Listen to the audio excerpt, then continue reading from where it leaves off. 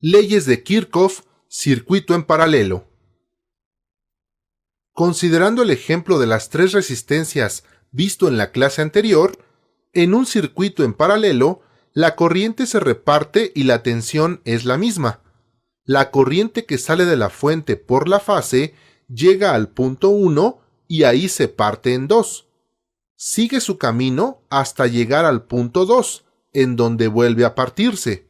Después, viene de regreso por el neutro, y cuando pasa nuevamente por el punto 2, se suma con el punto 1. Así, se cumple la primera ley. La corriente que sale de un punto es la misma que regresa.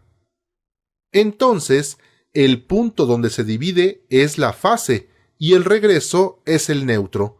127 volts más menos 10%, debido a que todas las cargas están conectadas en paralelo.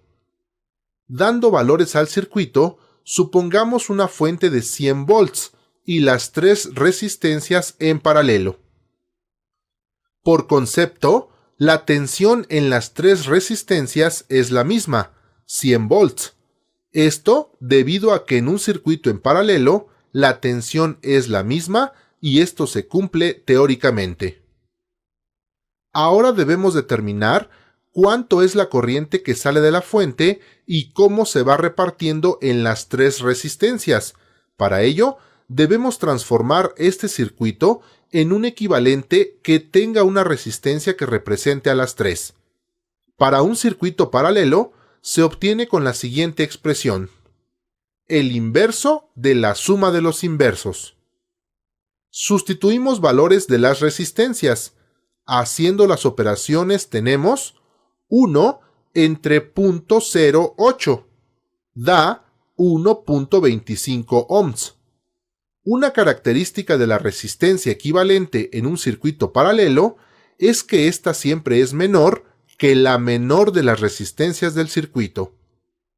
Ya con la resistencia y la tensión, entonces la corriente de la fuente será 100 volts entre 1.25 igual a 80 amperes, que se van a repartir en las tres resistencias.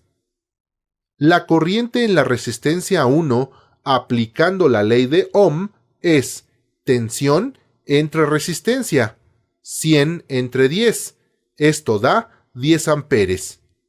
La corriente en la resistencia 2 es tensión entre resistencia, 100 entre 2, esto da 50 amperes.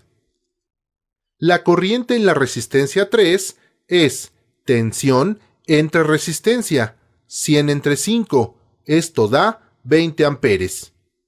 Quiere decir que por aquí circulan 10 amperes, por aquí 50 y por aquí 20, que al regresar y sumarse dan los 80 amperes que salieron de la fuente al principio, cumpliendo la primera ley. La corriente que sale de un punto es igual a la suma de las corrientes que llegan a él.